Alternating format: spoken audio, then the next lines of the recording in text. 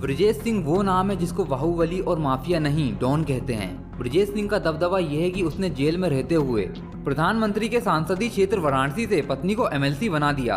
बीते साल 2022 में भाजपा का कैंडिडेट यहां तब हारा जब प्रदेश में योगी आदित्यनाथ की पूरे बहुमत की सरकार है।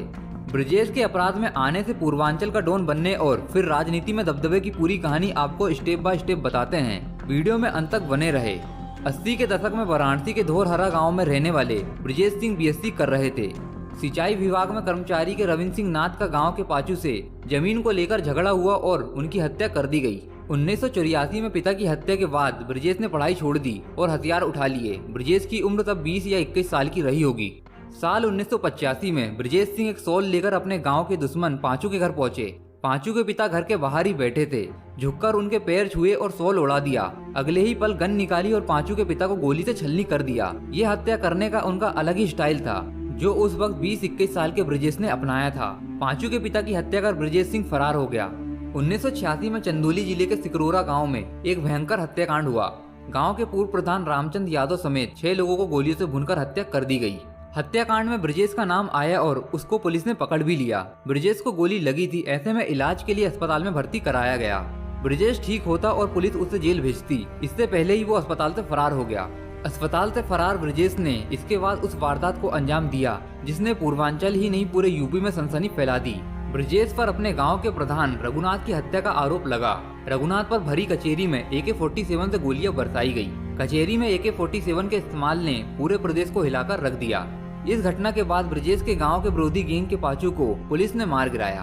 पांचू का परिवार अब ब्रजेश का सामना करने की स्थिति में नहीं बचा था। अब ब्रजेश वाराणसी ही नहीं पूर्वांचल में दहशत का पर्याय बन गया था। इसके इशारे पर अब तमाम ठेके छूटने लगे थे। ब्रजेश का अपराध का कारोबार पूर्वांचल तक सीमित नहीं रहा। उसको अब यूपी का डॉन कहा जाने लगा था। उसका नाम 90 के दशक में मुंबई के अंडरवर्ल्ड से लेकर झारखंड की कोयला खदानों से अवैध खनन तक में सामने आया। महाराष्ट्र में उस पर मकूका तक लगा। 90 के दशक में ब्रजेश पूर्वांचल का एकमात्र डॉन बनने की तरफ बढ़ रहा था। इसमें उसके सामने आया मऊ विधायक मुख्तार अंसारी। मुख्तार अंसारी और ब्रजेश के बीच दुश्मनी शुरू हुई। दोनों के गैंग के बीच कई हत्याएं हुई जिसमें कई करीबी मारे गए। ब्रजेश और मुख्तार अंसारी दोनों ही राजनीति की तरफ चले गए। एक तरफ मुख्तार मऊ से विधायक बन चुका था तो दूसरी तरफ पुलिस रिकॉर्ड से फरार चल रहे ब्रजेश के बड़े भाई उदयनाथ सिंह को राजनीति में उतारा गया। भाजपा का हाथ थामते ही उदयनाथ सिंह ने 1998 में वाराणसी से एमएलसी सीट पर जीत हासिल की। इसके बाद आया साल 2001 जब ब्रजेश और मुख्तार हथियारों के साथ आमने सामने आ गए। गाजीपुर के उसरी चट्टी मामले में मुख्तार अंसारी के काफिले पर हमला हुआ। हमले का आरोप ब्रजेश सिंह पर लगा।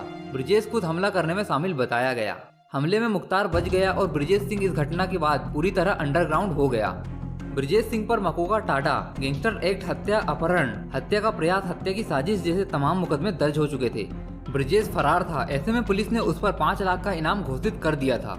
1985 में हत्यारोपी बना ब्रजेश सिंह अगले 2 दशक में पूर्वांचल का डॉन बन गया।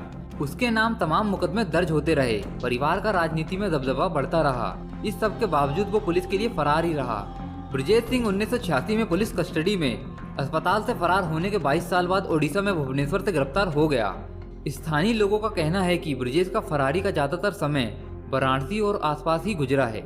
हालांकि 22 सालों तक सार्वजनिक तौर पर किसी ने उसको देखा ही नहीं।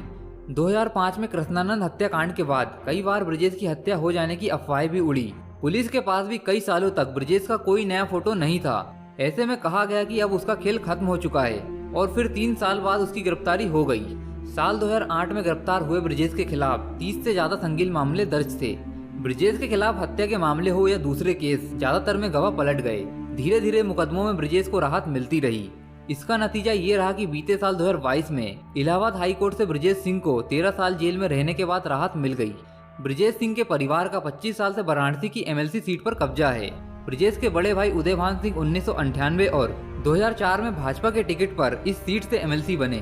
2010 में उदयभान की मौत के बाद ब्रजेश सिंह की पत्नी अन्नपूर्णा सिंह बसपा के टिकट पर यहां से एमएलसी बनी।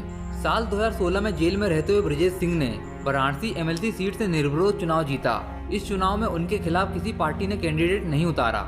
इसके बाद 2022 में उन्होंने जेल में रहते हुए भाजपा कैंडिडेट को हराकर अपनी पत्नी अन्नपूर्णा सिंह को वाराणसी सीट से एमएलसी बनवा दिया। ब्रजेश सिंह की पत्नी एमएलसी है तो उनका भतीजा सुशील सिंह 2007 से लगातार चौथी बार भाजपा से विधायक है। सुशील 2007 और 2012 में, चंदौली में धन्नापुर से 2017 और 2022 में सैयद राजा सीट से विधायक चुने जा चुके हैं। इसी तरह की और भी न्यूज देखने के लिए हमारे चैनल सत्यांजना न्यूज को जरूर सब्सक्राइब करें और साथ ही बेल आइकन को भी प्रेस